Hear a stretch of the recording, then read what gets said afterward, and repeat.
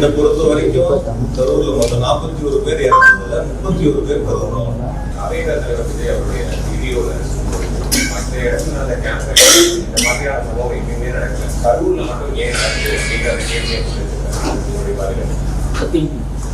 பொதுவா நான் வந்து அரசியலா பார்க்க விரும்பல, ஒரு மனிதாபிமானத்தோட. இதை பொறுத்த வரைக்கும் கரூர்ல மொத்தம் 41 பேர் இறந்ததுல 31 பேர் கரூர். 27 குடும்பங்களை சார்ந்தவங்க. ஒவ்வொரு வகையிலும் நான் நேரடியா அந்த குடும்பத்தோட தொடர்பு உள்ளவன். தொடர்ந்து ஒவ்வொரு குடும்பங்களோடும் நேரடியா நாங்கள் தொடர்பு இருக்கக்கூடியவங்க. நேற்று ஒரு இல்லத்திற்கு இரங்கல் சொல்றதுக்காக போயிருந்தோம்.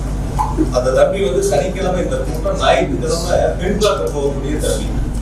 டிசம்பர் மாசம் அந்த தம்பிக்கு திரும்பணும். அவர் குடும்பத்துல ஒரு கோரிக்கை தேவை இருந்தப்ப என்னை சந்திச்சிருக்காங்க. நான் அவங்களுக்கான தேவைகளை ஏற்பாடு பண்ணி கொடுத்துருக்கேன். அந்த தம்பி வந்து எங்களுடைய முப்பெருமாலே அந்த தம்பி பங்கெடுத்திருக்காங்க. ஆனா நாங்க வேடிக்கை பார்க்கறதா அந்த தம்பி போனாங்க. அந்த வீட்டுல இருக்கிறவங்க அவருடைய நண்பர்கள் வந்து அந்த இடங்கள்ல கருத்துல பண்ணாங்க.